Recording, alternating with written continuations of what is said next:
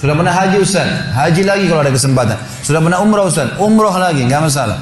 Sudah 2 kali, 10 kali, 100 kali, nggak masalah.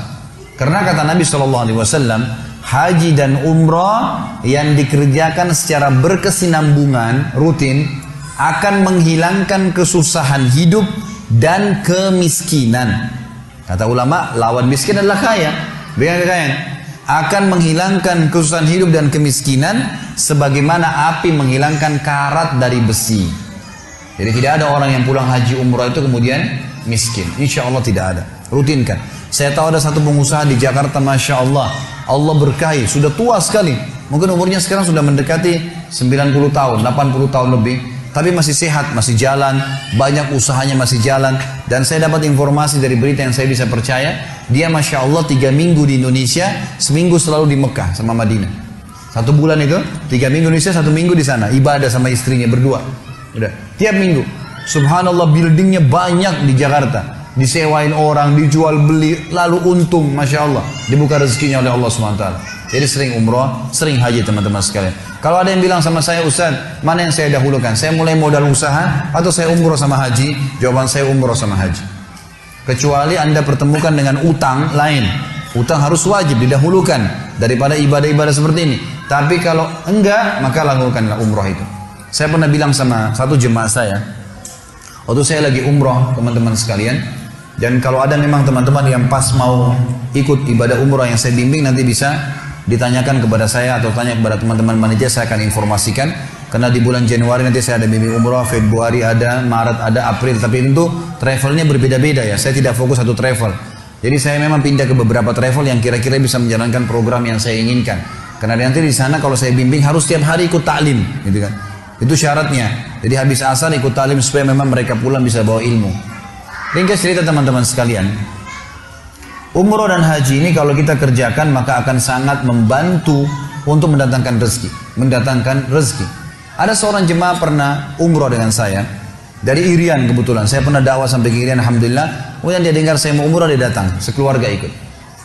Waktu itu kami, mungkin kisah ini sekitar 5 tahun yang lalu, umroh bintang 5 sekitar 30 juta waktu itu rupiah.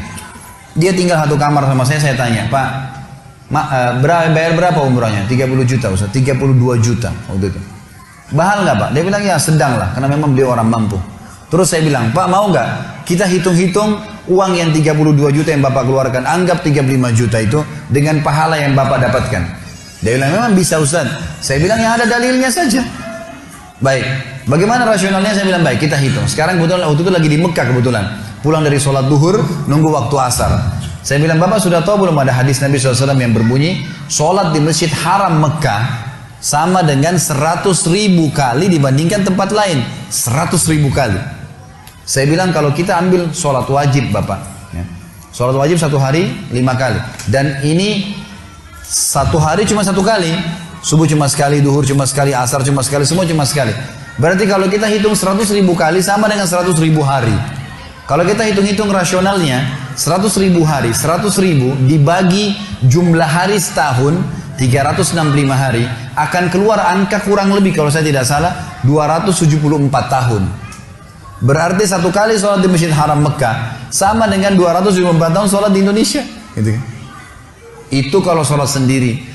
Kalau sholat berjamaah, hadis Nabi SAW berbunyi, sholat seseorang di antara kalian di rumahnya, di pasarnya, dibandingkan sholat di masjid, maka pahala perbandingannya 25 kali lipat.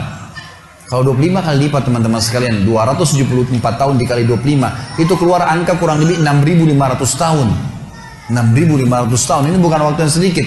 Belum hadis Nabi yang berbunyi, sholat sendiri dibandingkan dengan sholat berjamaah, perbandingannya 27 derajat. Kata Abdullah bin Abbas, 1 derajat, radhiyallahu anhuma, 1 derajat ke derajat yang di atasnya, ya, itu jaraknya 500 tahun.